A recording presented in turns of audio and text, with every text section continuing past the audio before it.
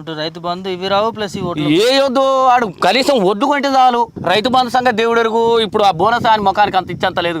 ఈ 1000 క్వింటాలకు ఆయనే ఇస్తాడు కానీ కనీసం వడ్లు కొంటే చాలు. ఇస్తారట కానీ సన్నోట్లకి సన్నోట్లే వీటికన్నా నేను 20 ఎకరాలు పెడతా, ఎకరం పెడతా, ఎకరం బియ్యం, ఎకరం ఒడ్లు పెడతా అన్న, ఎకరం ఒడ్లు పెడతా, ఎకరం బీపీటీ పెడితే 20 ఎకరాలు 1010 ఒడ్లు పెడతా.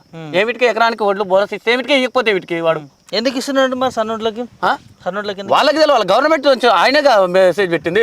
మరి అదే మాట ఫస్ట్ ఎలక్షన్ల ముందే నేను సన్నోడ్లకే ఇస్తాను ఆయన దొడ్డోళ్ళకి ఇయ్యా అని చెప్తే అయిపోయేది. అప్పుడు చెప్పలే ఒడ్లకు 500 బోనస్ ఇస్తా అంటే పండించిన ఓట్లకు మార్కెట్లో అమ్ముకునే ఓట్లకు అంటాడు. బోధిన ఓట్లకు కూడా అని అడుగుతాడన్న. నేను ఇప్పుడు ప్రతి రైతు నేనే కాదు మన తెలంగాణలో కాదు ఆంధ్రప్రదేశ్లో మొత్తంలో కూడా ఏ రైతు కూడా తినే ఒడ్లు పెట్టుకుంటాడు. ఎకరమో అర్ధ ఎకరమో 2 ఎకరాలు పెట్టుకుంటాడు. మొత్తం అయితే సన్నోడ్లు పండియంగా అన్న. ఇప్పుడు 100,000 బస్తాలు ఒక పంటకు వచ్చేసి మా ఈ కల్లంలో 80,000 బస్తాలు ధాన్యం, 80,000 బస్తాల ధాన్యం అంతా కొడితే 5,000 10,000 ధాన్యం కూడా ఉంటుంది. ఏది సన్న ఊరి మొత్తం ఇదే ధాన్యం, దొడ్డు ధాన్యం.